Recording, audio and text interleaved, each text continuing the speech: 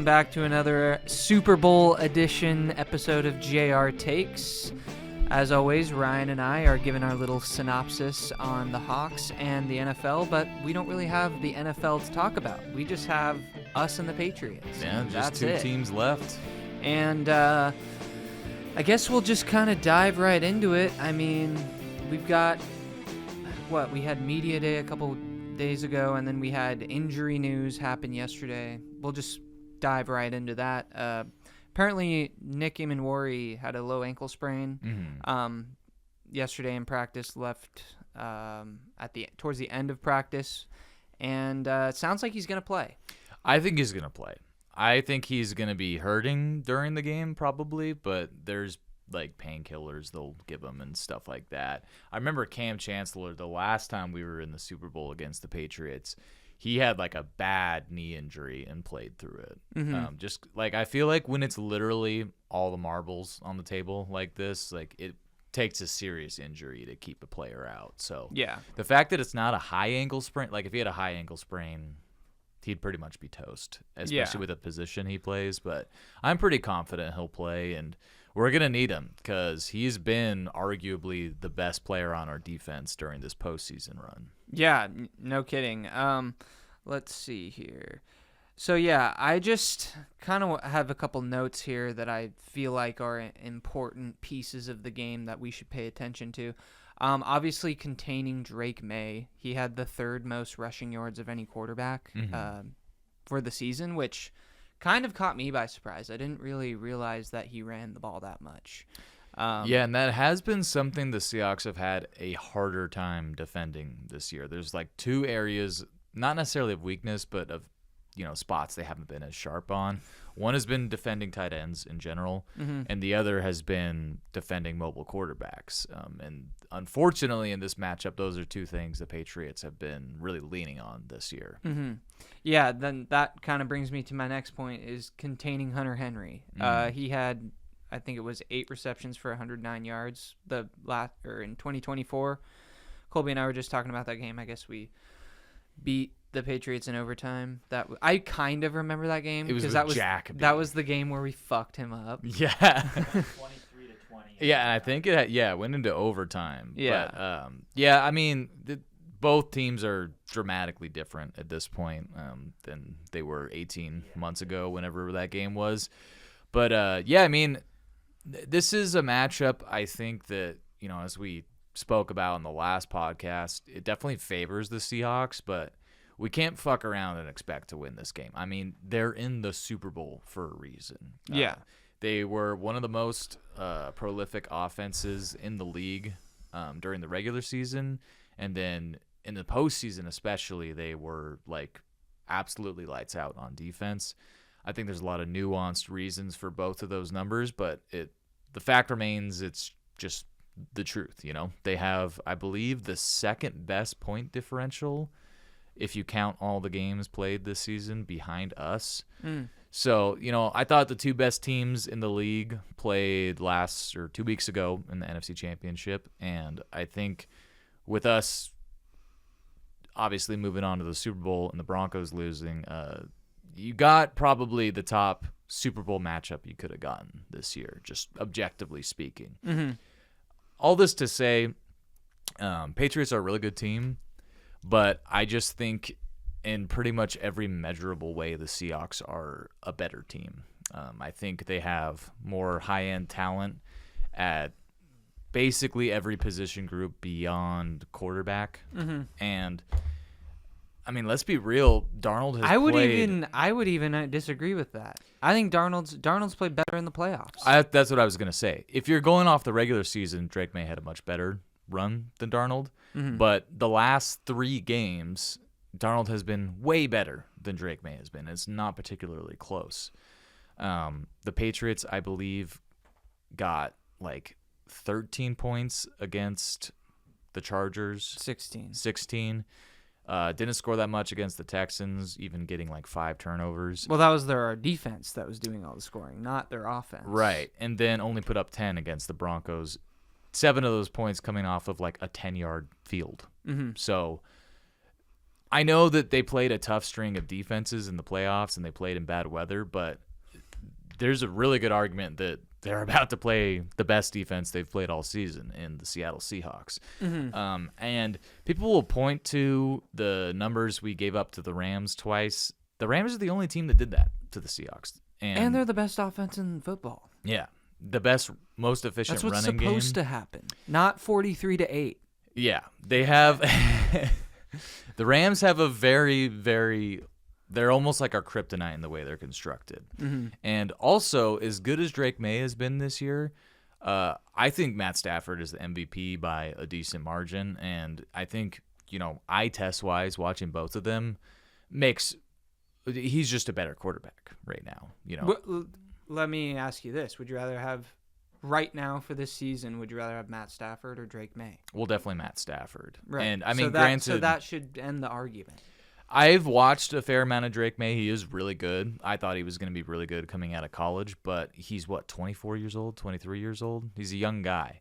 And I believe quarterbacks 24 and under against Mike McDonald are like 0-5 and average about 10 points a game. So there's a million different things I can pull out that, obviously point in the direction of a solid Seahawks victory. But this Patriots defensive line is legit. Yeah. I forget the guy's name, but they got Milton Williams. I saw that their EPA defensively in pass rush when he's on the field is 1 or 2, and then it drops to 20th when he's off the field. So interior O-line, I'm looking at Sundell, I'm looking at our guy Gray Zabel, and then obviously Bradford. They're going to need to show up in this game because that's a guy that can ruin the game regardless of how the rest of the team plays. I don't know. I don't need to remind you how many times Aaron Donald alone ruined games for us. Yeah, but I feel like Anthony Bradford has not been an issue recently. He's kind of shockingly come into his own in the last line 5 played weeks. Great. I am not worried about I know that that's their strength versus our weakness, but we've just been playing really well, our weakness, and I don't really think that they're gonna. I mean, they might get to Sam a couple plays, but I would be surprised if it was a all night long type of a situation. The thing I've been really impressed with during the Seahawks run is it seems like they've been 3 different teams throughout the course of this season and postseason, where at the beginning of the year, Darnold and JSN were putting up crazy numbers, and, the defense has been pretty rock solid throughout the whole course of the season. But then teams, after the first Rams game where the 4 interception thing happened, we really kind of turned into a vanilla offense, and we were leaning on the defense heavily to win that next stretch of games. But I'll say quietly, just because people aren't talking about it that much, but since about, I would say, after the Colts game, the run game on this team has been arguably best in the league in their efficiency, which is crazy because the run game was trash. Yeah, the first 8 weeks of the season, and I think that directly correlates to our guys in the interior like Bradford playing a lot better, and also Sundell being back out there. He's just, the offense seems to just move better when he's out there. I mean, I think what's his name, the backup, Olu. Yeah, Olu did a good job, but there's a reason why Sundell's a starter. So the Seahawks offense, it seems like it's found its final form, especially heading into the playoffs, where Darnold is playing largely mistake-free football, and he's making those amazing throws again, like that he was doing in the beginning of the season. The run game is in the best shape I've seen it in, since Lynch was here probably. And then on top of that, we're just getting better play out of the offensive line. So the team is at its full power right now. And I think the only reason why the game against the Rams was as close as it was, A, that idiotic Woolen penalty, but B, the Rams are they have the best quarterback in the league throwing to, a guy right up there with JSN and Puka, and then Devontae Adams, who led the league in touchdowns. Not to mention their 3-headed beast in the tight end room. That Rams offense and their oversized offensive line just has a way of imposing their will on the Seahawks where I haven't seen another team really get close to doing that this season. I mean, think of the backs we played. We played Bijan Robinson. We played Jonathan Taylor. We played Christian McCaffrey 3 times. We played Travis Etienne and the Jaguars. Like, they've played a lot of really good run games this year, and no one got to 100 yards, but no one else moved the ball in the run game with efficiency like the Rams did against this team. Yeah. That's why, again, I'm not like... I just feel like we've already gone through the hardest hurdles and tests of going against our like weakness in the Rams and overcoming that. Like having to beat them twice. I just can't see us coming out like unfocused and like just. I just think we're on a mission, and I think we're gonna accomplish that. That being said, I do have a couple of things that I wanted to talk about this game matchup wise that kind of reminded me of a different game. The Steelers-Seahawks Super Bowl kind of has a lot of similarities to those matchups, because if you think about it, well, I did have to look this up. We were the underdog in that game, but I think that was due to it being our first Super Bowl going against the fucking golden child franchise. The team that I think had the most at the time. Yes. And so going in, at least when I was 10 years old, 11 years old, I thought we were the better team. And I was actually watching clips of the game last night, and we came out firing in that game. We were just getting first down after first down. The only things that basically were drive killers were the refs. So, along with that, Drake May, if he wins against us on Sunday, he'll be the youngest quarterback to ever win a Super Bowl. Ben Roethlisberger is currently the youngest quarterback to ever win a Super Bowl. That's an interesting way of putting it. The Pats are considered road warriors. The Steelers won 3 road games before winning the Super Bowl. So I don't know, just like a lot of small factors that make me reconsider my, I guess, confidence going into this game, because I was really confident going into that Steelers game, even as a 11-year-old or however old I was, because we were the 1 seed playing a 6 seed. Like, kind of similar. We're the 1 seed playing the 2 seed, but we all kind of think the Seahawks are a better team. Yeah, going back to that Super Bowl, I will never forget when I think Hasselbeck threw the ball to Jeremy Stevens to get to like the 4-yard line or something. It was the 1-yard line. Yeah, and it was only 14-10, and I think it was the 4th quarter at that point. And then you have that garbage ghost holding penalty, which was on an offsides play by the Steelers. Yeah, it's just insane. So, assuming that doesn't happen again, Bill Levy is retired. I'm not even sure that he's alive anymore, actually. But anyways, he has nothing to do with this game, so I don't think that's going to happen again. Yeah, I mean, I don't think so either. I'm just trying to not get caught off guard or surprised in the worst ways, because, I mean, that's how it felt when we lost to the Steelers. I was like, I can't believe we lost to that shitty team. Yeah, and going back to the last Super Bowl the Seahawks played, I remember going into that game thinking like we were kind of the team of destiny, but I didn't think that we were necessarily better than the Patriots. I thought it was like a dead even matchup. Same. I thought we were the better team, but I also I respect Tom Brady. Like, I respect what he's capable of doing, and so I thought it was like a 50-50 game, and it was. So yeah, it's like one of the closest NFL games ever played, and it was the Super Bowl. You know, it's like some people say it's like the greatest game ever played. I don't, because it's in my nightmares forever. But there is an argument. Some people, the streets are saying that. I feel like the Rams game, the second time we played this, you could argue that was the greatest NFL game ever played. Oh, the one on Thursday night? Yeah. Yeah, that was... Like, it had all the craziness. Yeah, it was up there definitely with that Rams-Chiefs game from 2018, where it was just like highlight after highlight. Yeah, I think this matchup kind of stands alone as far as the Super Bowl matchups that the Seahawks have had in terms of the complexion of the team, because the 2005 Seahawks definitely didn't have the number one scoring defense. That was my other note, was the Steelers had the better defense. Yeah. And we had the better offense. We know how that story plays out when the better defense wins most of the time. Yeah.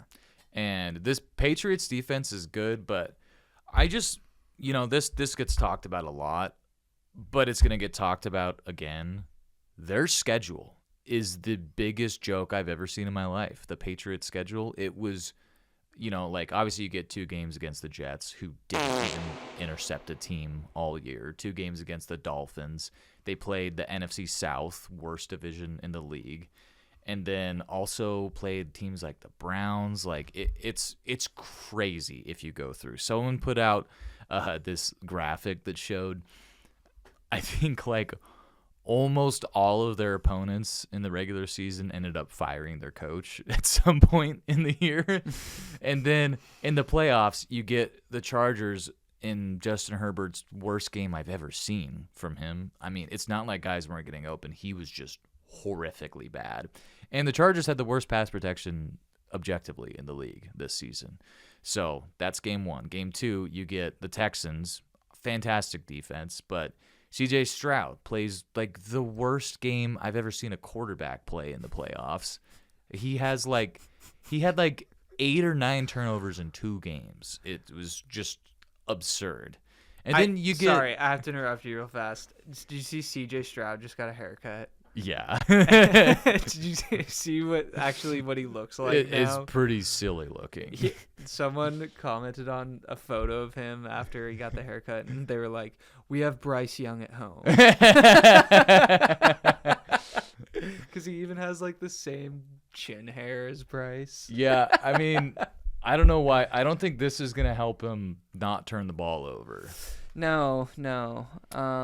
But then... Yeah, last continue. point, you get Jarrett Stidham in the AFC Championship, who in a 3-point game threw like the most layup interception I've ever seen in my life to Christian Gonzalez. I know you know what I'm talking about. And the Broncos kicker missed 2 field goals, I want to say. Mm-hmm.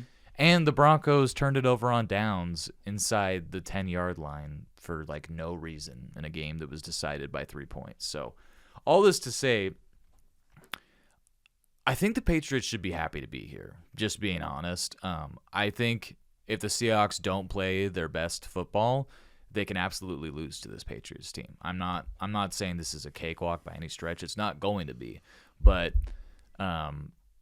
this is a mismatch, in my opinion. I agree. And also, just wanted to say it on record because we've talked about this throughout the week, but the amount of like media members giving the Patriots like this weird like consolidation prize of like matching our players in the top 10 list of players on the field. It's like, you guys, like Colin Cowherd said that the Patriots had better pass catchers than we do. We have Cooper Kupp and JSN, you dumbass. Are you kidding me? Not kidding you. He gave the nod to New England. Now, granted, he gave the nod to us for everything, but that's my exact point. It's like we're giving these like little fucking fraudulent badges of, oh, you have the better, position group than this team. It's like, no, we just have the better position group across the board. Yeah. Like, you don't have to lie and just like pretend that the Patriots have a better, running back group than we do just to make the narrative of the game more interesting. That's the thing that's annoying me the most. It's like JSN, like someone said Christian Gonzalez was better than Devin Witherspoon. No, he's not. I don't really understand how you can make that argument like so definitively. I think they're both probably in the same tier of players. So I think you're kind of splitting hairs there. JSN alone makes the pass catchers better. The running backs, I mean, look at the way K9 has played. Their Patriots offensive line has 2 rookies, one of which, Will Campbell, is probably going to end up playing guard in his career, but he's a tackle right now. He's got T-Rex arms. Mm-hmm. I don't like that. matchup if you're looking at DeMarcus Lawrence across your face. Their defensive line is good, the guy you mentioned earlier, Milton Williams, but he's not better than Byron Murphy or Leonard Williams, objectively speaking. That's my point. It's like, just because he's their only good piece, now he's all of a sudden better than our multiple pieces that are just better than him. Yeah. It's like, Byron Murphy and... call a spade a spade. Yeah. Like, Byron Murphy and Leonard Williams, like, in a ton of measures, were the best defensive tackle pair, and it was not close this whole season. yeah, I believe that. Yeah. And then, in the cornerback room, Christian Gonzalez, great player. We have Witherspoon and Woolen, who, when he's not doing dumbass things, is, like, the top cover guy in the league by a lot of metrics. And then linebackers, I call it a push if you want, whatever. I don't care. I don't know, man. Ernest Jones is like proving every He's got week 5 picks this that year. He's better than I thought he was the previous week. Yeah. So, I don't know. And then like Drake May being better than Sam Darnold, I don't buy that, especially not within the past month of how they've both been playing. Like, he's going to have to play his ass off, Drake May, for me to believe he's better than Sam Darnold. He's going to need to win the game. Well, in order and for me also believe to that. just have success, he's going to have to throw the ball the way Stafford was against us. And Stafford's performance against us in the conference championship game, he made some throws that were like sickening. Yeah. Did you remember that one where he threw it right over Job's hand? Job cut the route to the tight end thinking like, oh, there's no way he's going to put this perfectly over my reach into his tight end. But he did from like 45 yards away. And that's why I think Matt Stafford should be the MVP, is because he's been doing that shit for 20 years. Drake May he didn't do anything last year. And then this year he had a good year last year, but they weren't winning. And they also didn't have Mike Vrabel. So I don't know. I'm going to need to see a big game from Drake May in the Super Bowl in order for me to believe, because so far I haven't seen a big game from him in a playoff game. Also, I'm with you. Handle the pressure of the Super Bowl. That's like people are even. Yeah, which reminds me, guess who has been to a Super Bowl? Our guy, Sam Darnold. Yeah, and he reminds people when they bring it up too. He's like, actually, I was there with the Niners. Yeah, so he seems. I feel like his bragging about that. Granted, I know it's a joke, but kind of seems like he's not really scared of the moment. I gotta say, just from a vibes, and I know this is like, how can you measure this? But it seems like this team, as you said, is on a mission. And it seems like the lights are not too bright for them. And they're kind of just like, we just got work on Sunday. Like, we're here for one fucking reason. You know, the MOB thing, mission over bullshit, that they keep, that mantra is just, it exudes off the players and the coaches in this team. Yep. So, yeah. I'm saying weird score, 27-15. We win by 12. That's my final prediction. Yeah, I originally said 29-9. I'm gonna switch it up. I'm gonna say 34-20. Two touchdowns. Yeah, I think somewhere around 10 points is how I see this playing out. Like, we're watching it. Maybe we have some amount of comfort for most of the game, but I don't think they're ever really going to threaten us in this game. I think they're just going to keep it close, that being the Patriots. With that said, sounds like we're losing Kubiak to the Raiders. Gotta say, I don't like it. I don't like it either, but just given Mike McDonald and the way he steers this ship, I have the utmost confidence that he will find his replacement. I do too, especially the heater John Schneider's been on. And maybe we just promote internally. It's not like the rest of the staff doesn't understand this playbook. You know, like we can figure it out. I just think that it's annoying that other teams are allowed to interview your coaches when you're in the fucking Super Bowl. Like, I just feel like conceptually, it's like, why do they allow that? That's you have ridiculous. you have an entire 6 months to do that. Kubiak should just not be doing that and should be focusing on the fucking Super Bowl. Yeah, no, it's frustrating, man. I'm with you. I like Kubiak, but I mean, shit, man. Like, it's not like there's not going to be opportunities to coach next year, and you want to go to like one of the biggest dumpster fire franchises in the league. It's just. What is the difference between pay from offensive coordinator to like a head coach? Is it substantial? I would imagine it's substantial. I don't think. Well, it depends because like you have guys like Vic Fangio making a shitload of money for the Eagles. Yeah, He's Brian the D coordinator. Flores probably makes a lot of money for the And Vikings fucking too. Chip Kelly made a shitload of money to only get fired. So I've never understood why Chip Kelly got any sort of street cred as an NFL level coach. So it says average 2 to 6 million for offensive coordinator, and then head coach 6 to 7, but then top head coach is 15 to 20. Yeah, I mean, it is quite a bit more money, but whatever. I just hope he goes out with a bang, comes up with as good of an offensive plan as he's been cooking up during this postseason. But if there is a stumble from the offense, I'm sorry, I'm gonna blame Kubiak like forever for it. So that's the stakes, buddy. yeah, I can't say I don't disagree with you there. God, I guess we can't really do a power ranking or a good, the mid, and the ugly since there's just us. Yeah, we could talk about. I think it was an unintentional leak that the Seahawks are going up for sale, and I think some people speculate that that could be some nefarious activity from one.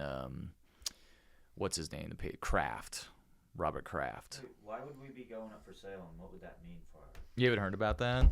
So it's always kind of been an obvious thing that eventually the Seahawks are going to go up for sale because they're in the Paul Allen estate, like trustee thing still, and Jody Allen's just been managing that. But they haven't been directly owned by a living person since 2018. So there's even a chance she buys the Seahawks outright. I don't know. That would be cool. It makes me nervous. I don't think there's any chance the team moves. I think that'd be fucking crazy. I don't think that could happen. I think people would burn down the city if they tried to do that. I also just think there's way too much invested in the Seahawks from the community. You couldn't do that to the community. We just went to the Super Bowl. Yeah. That would be crazy. It would make no sense. So I'm not worried about that, but it just whenever your entire franchise's like literal ownership is at stake, it's hard not to think of like the Dan Snyders out there, the fucking Jets owner, like just the franchises that have bad owners. It seeps its way through the entire culture. I think we got a great GM and coach and roster, so that can survive a lot. But yeah, if you're if you're dealing with a Jerry Jones every year, look what that does. So I really hope it goes to someone that isn't on the Epstein list, which is apparently a hard thing to ask when it comes to billionaires these days. So fingers crossed there. But yeah, what are your thoughts? I don't know. Honestly, for a while, I was kind of like anti the thought of Jeff Bezos buying our team, but then I was like, well, it would be kind of cool if like the richest man on the planet owned the Seahawks, because I feel like he's like in Seattle, or yeah, he doesn't. But I don't know. So like, is he on the Epstein list? Like, He actually isn't. Really? Which I was fully expecting that bald creep to show up. Yeah, on there, same. but- Because but like, no, I mean, because like, even Zuckerberg gets mentioned, but there's no to what I've seen, and I spent a lot of time looking at it. I have not seen him in there. Yeah, because I'm like, I think Jeff Bezos is kind of a weirdo, and How could you not be? I don't think any billionaire is a normal or good person. so like there's just like the pros and the cons of it. I just mostly would be like, it's kind of cool that my team is owned by the richest person ever, because I'm like, that would give me confidence that they would care about spending their money on the team. But then again, it's like, this isn't baseball, so worst case scenario would be Elon Musk buying the team. I might have to like set myself on fire if that happens. Fucking hate that guy. That would never happen. He doesn't. Well, and the PR nightmare that is him, like I don't see it happening. yeah. So. Jeff Bezos actually, like, I could Why not? Yeah, well, and You're not going to hear me say something good about Jeff Bezos, but given the other options discussed, like that, yeah, I mean, that would be better. I mean, how much does an owner, like, well, I know Paul Allen did a lot for the Seahawks, but, like... The main thing, though, is we've had good ownership because you haven't fucking heard about them. They've just been like, yeah, let's spend a bunch of money on the team, and we'll get a return on our investment. Like, as long as the owner does that, like, look, they're all doing weird shit behind the scenes that you're not going to like. Well, I've just seen in the past when teams have gone up for sale that Jeff Bezos has shown interest in that. And I'm like, like, I wonder if he's just like waiting for like a team like us.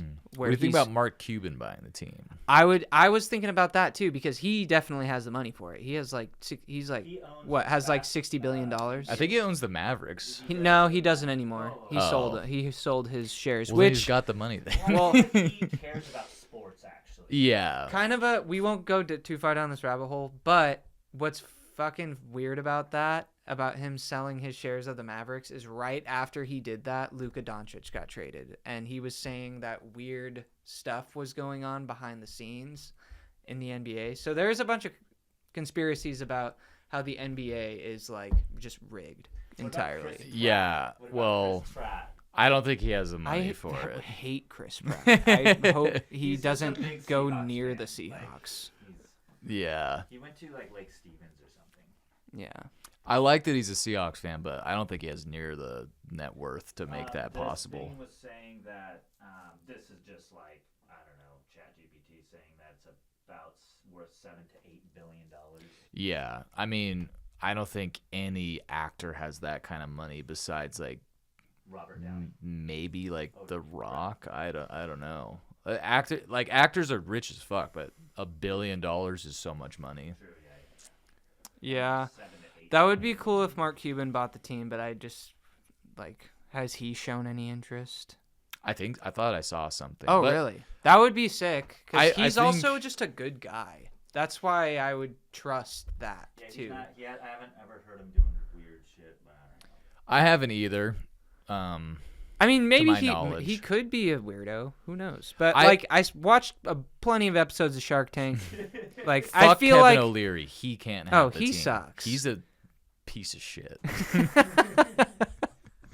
Well, I feel like Jeff Bezos, like getting an NFL team is like collecting a Pokemon card for him. He's like, I just want to do it. Yeah, I mean he's worth like nearing $500 billion. So I mean, if I was him, I would be like, yeah, I'll bet the Seahawks. Sure. How much is Jeff Bezos worth? I'm gonna say $450 billion. 250 to 266 billion. Oh, that is so much. That's $6 billion to him is like $20. Yeah. Yeah. That's fucked. So I mean, we'll see what happens. It's beyond our control, but bottom line, Seahawks aren't going anywhere.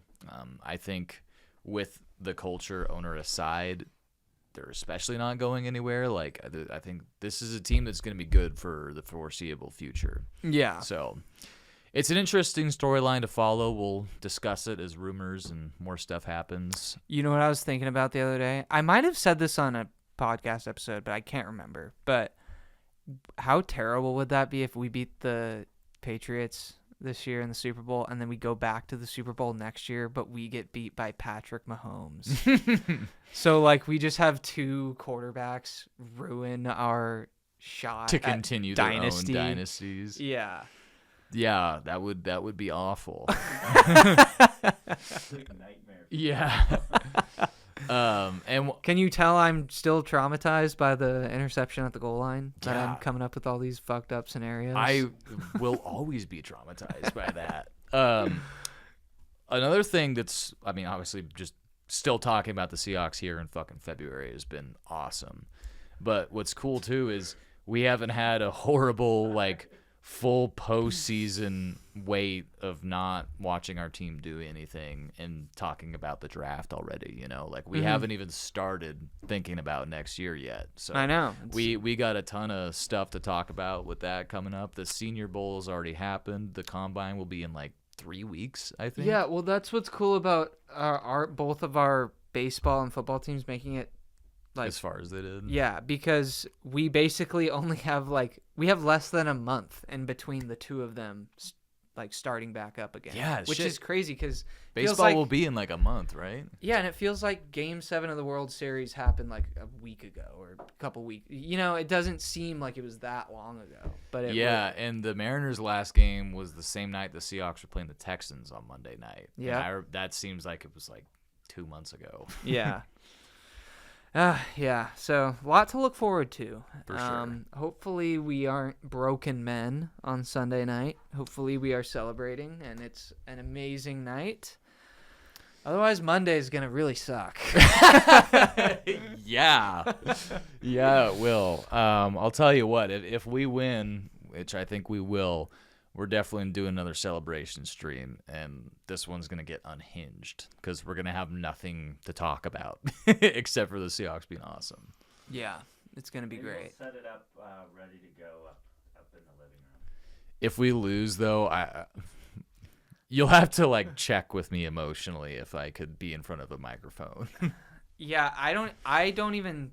I'm saying right now I'm not doing a podcast if we lose. If we lose, Ryan, you will be out the door quicker than we can say goodbye, Ryan, and just. I will not say bye. Yeah, You might just not even notice me. You're leaving. already preparing us You're, all on for your fucking your sore loser behavior. I will not say bye. No, that's valid. But I would act the same way. So. Yeah. All right. Well, thanks for sticking with us. If you made it this far, thanks for watching us throughout this very unforgettable fun season, and we'll catch you on the next one. Hopefully see you Sunday, and we're in a good mood. Yeah. I'm going to say Sam Darnold throws for 330 yards, 4 tutties. Wow. One of them goes to Ken Walker on a... This guy right here is going to get Super Bowl MVP, 180 yards, 11 receptions, 3 of those 4 touchdowns. It's going to be Ginger Jesus. It's going to be Ginger Jesus, folks. Ginger Cuz, yeah, with Marshawn Lynch. Did you see so when funny. they did that? No. Cooper Kupp was in that picture too. I don't know if he's a Ginger Cuz or... And then so I posted that meme of that guy going like, and it was like Cooper Kupp realizing he's black. All right. Anyways. All right. Go Hawks. Yep. Go Hawks, baby.